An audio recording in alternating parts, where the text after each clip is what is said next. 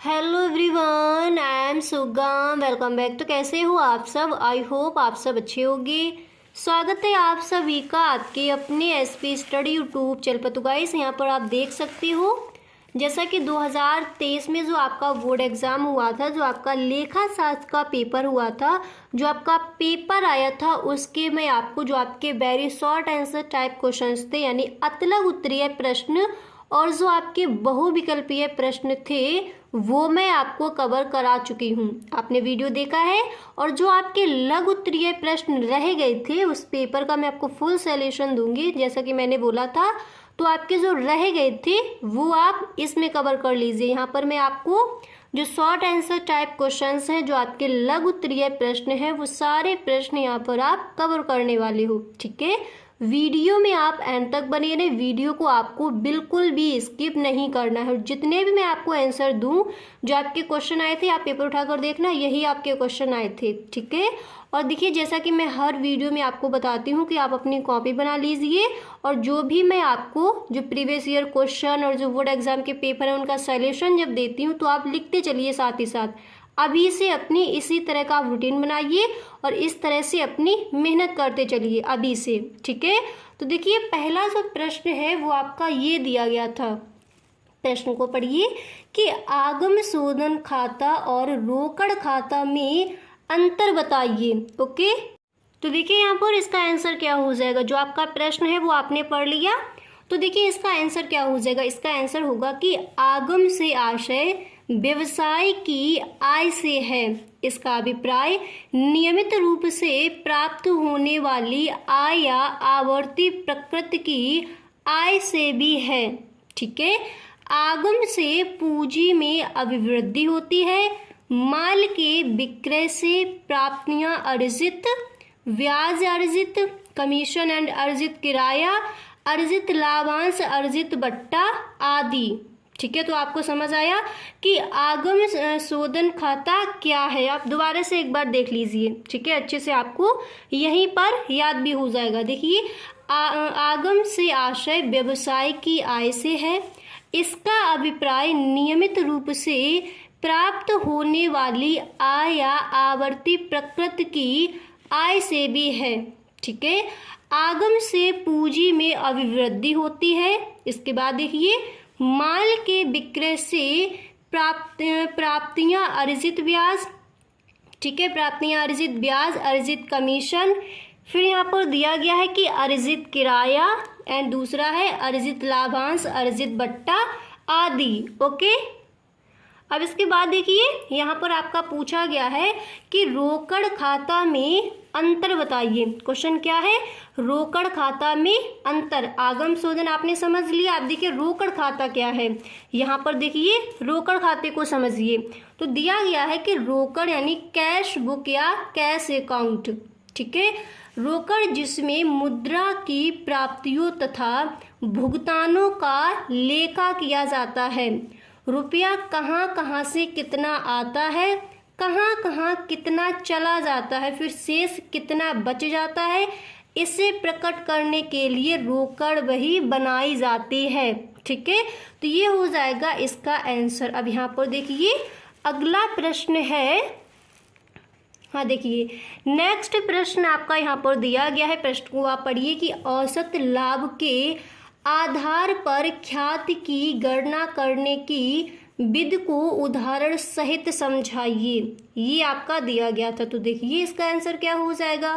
तो इसका आंसर हो जाएगा, पहले आपको हेडिंग डाली थी, औसत लाभ आधार विधि। फिर आप लिखोगे कि इस विधि के अंतर्गत कुछ गत वर्षों के सामान्यतः 3 या 5 वर्षों के लाभों को जोड़कर तथा योग के वर्षों की संख्या का भाग देकर औसत लाभ ज्ञात कर लिया जाता है। तत्पश्चात किसी सम्मत संख्या या संलेख में दी गई एक निश्चित संख्या का गुणा करके फर्म की ख्याति का मूल्य ज्ञात कर लिया जाता है। ठीक है, तो ये आपकी हो जाएगी विधि। क्लियर हुआ। अब यहाँ पर देख लीजिए नेक्स्ट प्रश्न। अगला प्रश्न आपका ये पूछा गया था कि पूर्वाधिकार अंशों के प्रकारों की विवेचना कीजिए। ठीक है, पूर्वाधिकार अंशों के प्रकारों की आपको विवेचना करनी थी। तो यहाँ पर देख लीजिए, जो पहला आपका है, जो पहला पूर्वाधिकार का अंश है वो है आपका असंचयी पूर्वाधिकार अंश, पहला आपका ये है। तो यहाँ पर मैंने ये हेडिंग डाली है, आप अपना पूरा लिख लेना, ठीक है, जो भी इसके अंदर है वो आप अपना पूरा लिख सकती हो। यहाँ पर मैंने ये प्रकार आपको बता दिए हैं।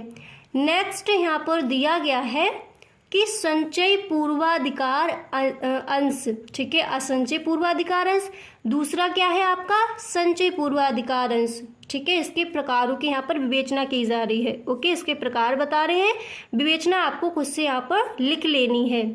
अगला है आपका परिवर्तनीय पूर्वाधिकार अंश, ठीक है। इसके बाद देखिए नेक्स्ट है आपका कि अपरिवर्तनीय पूर्वाधिकार अंश। ओके, अगला है आपका यहाँ पर नेक्स्ट, यहाँ पर आपका दिया गया है कि विमोचनशील या शोध पूर्वाधिकार अंश। ओके, इसके बाद नेक्स्ट है आपका कि अविमोचनशील पूर्वाधिकार अंश। तो ये है इसके प्रकार। इसके आगे देखिए, अब इसके आगे यहाँ पर देखिए, आप देख सकते हो, आगे देखिए नेक्स्ट आपका यहाँ पर दिया गया है, आप देख सकते हो, ये आपके अभी प्रकार ही चल रहे हैं, ठीक है। पूर्वाधिकार अंश जो है उसके प्रकार बताया जाए। नेक्स्ट है भाग युक्त पूर्वाधिकार अंश, इसके बाद है अभाग युक्त पूर्वाधिकार अंश। क्लियर हुआ। इसके बाद देखिए नेक्स्ट क्वेश्चन आपका ये पूछा गया था बोर्ड एग्जाम में, 2023 के बोर्ड एग्जाम में, ये था आपका लघु उत्तरीय प्रश्न में कि वित्तीय विवरणों के विश्लेषण के महत्व का वर्णन कीजिए। ये आपका आया था क्वेश्चन।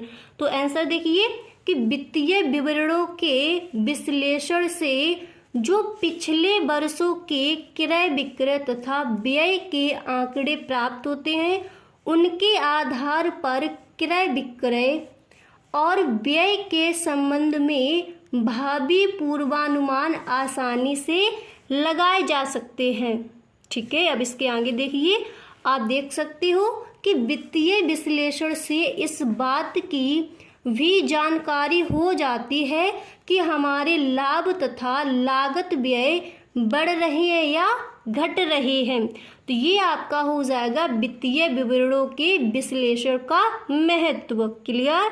आगे बढ़िए, नेक्स्ट देखिए क्वेश्चन क्या आया था। अगला प्रश्न आपका ये पूछा गया था, यहाँ पर आप देख सकते हो। देखिए प्रश्न आपका ये आया था कि कंपनी की प्रमुख विशेषताओं को समझाइए, ठीक है। तो जब भी आप इस प्रश्न का आंसर लिखोगे तो आप हेडिंग डालोगे कंपनी की विशेषताएं। ओके, हेडिंग डालने के बाद देखिए यहाँ पर आप लिखोगे कि ऐच्छिक संघ। अब यहाँ पर देखिए मैंने दोनों मिक्स कर दिए हैं, तो आपको क्या करना है, अगर आप ऐसे लिखना चाहते हो, इधर आपको हेडिंग डालते चलना कि ऐच्छिक संघ, फिर यहाँ पर आप हेडिंग डालोगे कंपनी, इधर आप डाल सकते हो, सॉरी यहाँ पर ये आपकी विशेषताएं, मुझे लगा अंतर, चलो विशेषताएं यहाँ पर आपकी पूछिए तो आप इसी तरह से लिखोगे, ठीक है। तो विशेषताएं है तो इसमें आप फर्स्ट हेडिंग डालोगे कि ऐच्छिक संघ, ठीक है।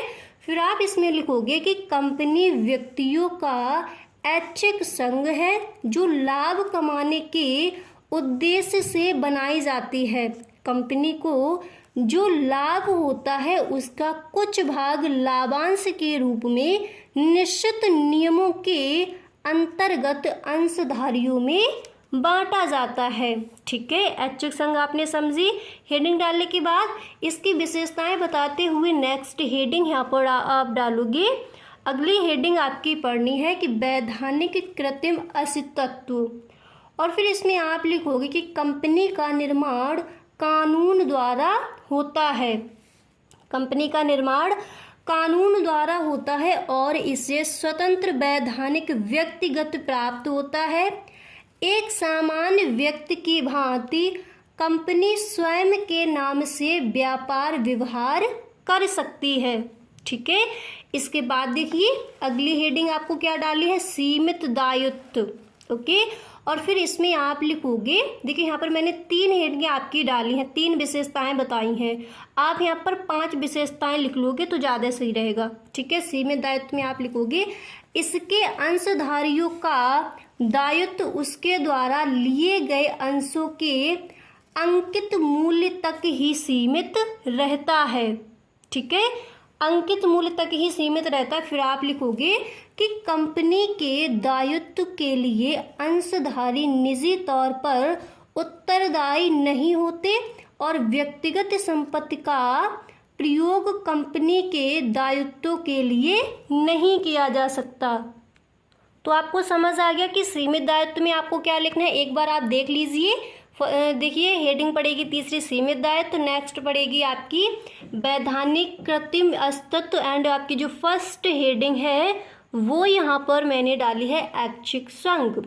अब इसके आगे देखिए आपका नेक्स्ट क्वेश्चन यहाँ पर क्या दिया गया है। अगले क्वेश्चन को देखिए, अगला प्रश्न जो है वो आपका ये पूछा गया था। प्रश्न को पढ़िए कि कंपनी एवं साझेदारी में आप किसे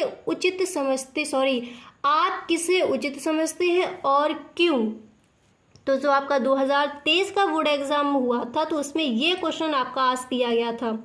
तो यहाँ पर देखिए अगर आप इस बार के बोर्ड एग्जाम की तैयारी कर रहे हो तो इस बार के लिए आपको ये प्रश्न तैयार करना है कि कंपनी एवं साझेदारी में अंतर बताइए। ये क्वेश्चन आपका इस बार आज किया जा सकता है, तो इसको आप अच्छे से इस बार के बोर्ड एग्जाम के लिए तैयार करेंगे।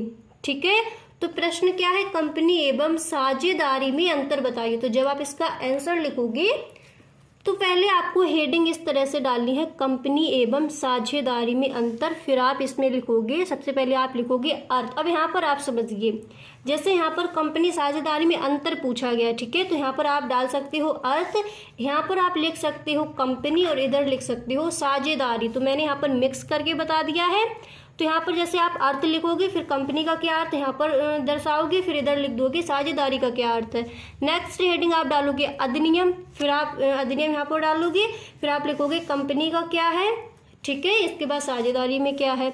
इस तरह से भी आप लिख सकते हो। ओके, मैंने यहाँ पर देखिए पूरा एक में ही लिख दिया है, तो ये भी आप देख लीजिए। ठीक है, तो अर्थ में आप लिखोगे कि कंपनी विधान निर्मित एक कृत्रिम व्यक्ति है जिसे स्थायी अस्तित्व एवं उत्तराधिकार प्राप्त है, जिसका अपने सदस्यों से पृथक वैधानिक अस्तित्व होता है। इस तरह से आपको लिखना है। ठीक है, इतना आपको क्लियर हुआ। अब देखिए, अब यहाँ पर देखिए इसके आगे आप लिखोगे कि साझेदारी उन व्यक्तियों के बीच का संबंध है जो किसी व्यवसाय के लाभों को बांटने हेतु सहमत हुए हैं तथा उसका संचालन उन सभी के द्वारा अथवा उन सभी की ओर से उनमें से किसी एक के द्वारा किया जाता है।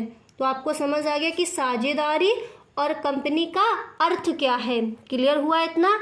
अब यहाँ पर देख लीजिए अधिनियम, देख लीजिए, तो फिर आप लिखोगे कि कंपनी पर कंपनी अधिनियम 2013 में लागू होता है और साझेदारी पर भारतीय साझेदारी अधिनियम 1932 लागू होता है। तो यहाँ पर मैंने ये दो हेडिंग आपको डालकर बताएंगे। इसी तरह से आप कई सारी हेडिंग डालकर इनमें जो डिफरेंस है, जो अंतर है, वो आप लिख सकते हो। तो यही इतने ही आपकी आए थे लघु उत्तरीय प्रश्न। 2023 का जो बोर्ड एग्जाम हुआ था, यही आपके लघु उत्तरीय प्रश्न, इतने ही प्रश्न आए थे। तो सारे प्रश्नों के आंसर मैंने यहाँ पर आपको दे दिए हैं। अगर आपको वीडियो अच्छा लगा है तो आप इस वीडियो को अपने सभी दोस्तों में एक बार शेयर ज़रूर कर दें। कि हर वीडियो में आपको बोलती हूँ कि वीडियो इतनी मेहनत से मैं आपके लिए बनाती हूँ, जो भी आपको चाहिए हर चीज़ मैं देती हूँ। अगर एक बच्चा मांगता है तो उसके लिए मैं वीडियो बनाती हूँ, तो आपको भी थोड़ी सी मेरी हेल्प करनी होगी। वीडियो पसंद आया करे तो अपने एक फ्रेंड्स में तो आप भेज ही दिया करो। ऑल फ्रेंड्स में नहीं भेजते कोई बात नहीं, आपका एक दोस्त है उसके पास आप भेज दिया करो वीडियो को, और अच्छा लगे करे तो वीडियो को आप एक लाइक ज़रूर किया करें। Okay, thank you.